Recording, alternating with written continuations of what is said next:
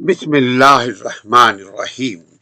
سنتوں کی پابندی دین کی تکمیل۔ سنت بھری زندگی، سنتوں کی پابندی رسول اکرم صلی اللہ علیہ وآلہ وسلم سے محبت کی علامت ہے۔ سنتوں کی پابندی اور اسلاف کا طریقہ یعنی ما انا علیہ و اصحابی، سنتوں کی پابندی دین کی تکمیل ہے، دین اسلام کی تکمیل ہے۔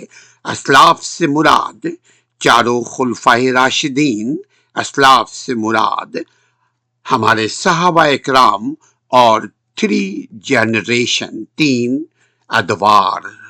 ہماری زندگی میں ہمارا کردار سنت اور حدیث مبارکہ میں کیا فرق ہے، ان موضوعات پر ہم بات کر رہے ہیں، سن رہے ہیں۔ سنت ہی راہ نجات ہے۔ ترک سنت اور سنت کو ہلکا سمجھنے کا انجام دین سے دوری ہوتی ہے۔ نماز کو سنتوں اور مستحبات کی مکمل پابندی کے ساتھ ادا کرنے کی کوشش کرنی چاہیے۔ 12 سنت موقدہ ہے۔ اس کے علاوہ بھی اگر ہم سنت یعنی نوافل پڑھیں، سنت کو ادا کریں، سنت طریقے سے، یاد رکھیے ہم سنت کو سنت طریقے سے ادا کریں گے۔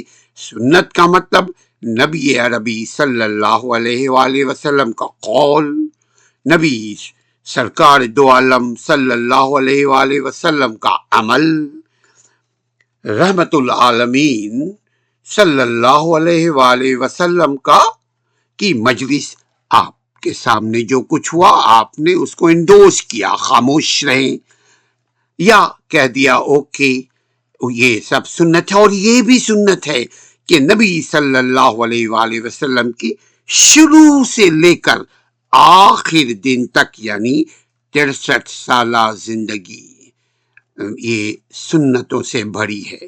ہمیں جاننا، پڑھنا، سمجھنا اور عمل کرنے کی کوشش کرنی چاہیے۔ اور جب عمل کریں گے تو ہماری عمل کی خوشبو سے ہمارے گرد خوشبودار معطر ہو جائے گی، یہ دنیا، ہماری دنیا معطر ہو جائے گی، خوشبودار ہو جائے گی، کیونکہ سنت ہی راہ نجات ہے۔